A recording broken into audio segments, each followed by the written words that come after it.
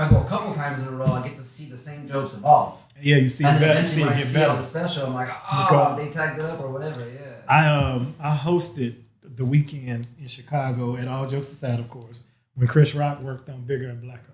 Yeah. Oh, so he did 7 shows, and I drove him around. I had my ex-wife, she was only my wife at the time. I had her Chevy Corsica, and he wanted to go out. And it was a Thursday, the first night he got there, and I took him to Heroes. I think it was still Heroes then. It was probably before it became E2. I took him to the Chick Rigs and one other place. And it was old black people. He like, man, this is some bullshit. He was like, if my girl knew I was out with these bitches, that's what he said, she'd be more mad that I'm around these ugly bitches than just take me in. But so then that's when and he told this story recently. So we in the back of the green room, and he was kind of like sulking because he had already done CB4 and Saturday Night Live. Right. So now he's on his resurgence. The special what brought him back. You know what I'm saying? Because he had got let go from Saturday Night Live. Right.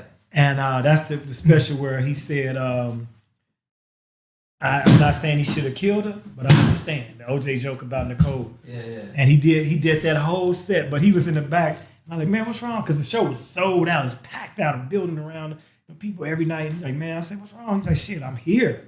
Like, you here? You? And I'm like, fool, you at all jokes aside. It's sold out. What you mean you here? Like, you don't even understand the level he was at to be back. First of all, he did mainstream. He didn't do black rooms back then. You know what I'm saying? He didn't just do black clubs. So it's a black club. You know, he working on his set. He hoping it's going to do something for his life later.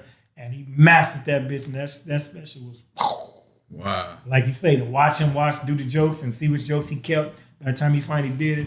But this is where he told me the story I was about to tell y'all.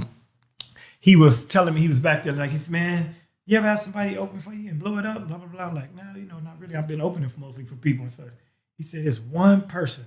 Just one person I wanted him to let me open for him just one time because he made my life miserable one night. And I knew about it because I had sent my lady to that show at the Park West. Right. He let Martin Lawrence open for him at the Park West. Now this one, he coming off Saturday Night Live and CB4, he a star. Martin is hungry. This is before Def Jam, right before Def Jam. Imagine how that was. And if y'all saw his HBO special, which they shot at the Vic, when he did that joke about the fly, I don't know if you ever seen it. And he said, man, and he do this thing. He at the bus stop, and it's so hilarious. It's so hilarious, dude, that there's nothing else to talk about after this joke. You can't. And he went out first and let Martin, and Martin destroyed it. Like he said, man, if Martin just let me open for him one time. And so I look up years later. This in the 90s when he told me that. And there's a blog where he's being interviewed, and he told that story. And I'm like, I was in the room. Right. I was in the room. He was in the room. Yeah, he told me that shit to my face.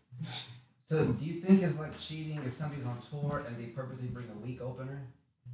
Nah, you earn that. You know, I mean, like if you're the headliner, I think it's lame because you're not being challenged. Right. You know what I'm saying? But when you toured this country and opened for this motherfucker and slept on the couch and stayed in dive hotels and finally get to headliner status, you don't want no extra obstacle. I personally have a different philosophy.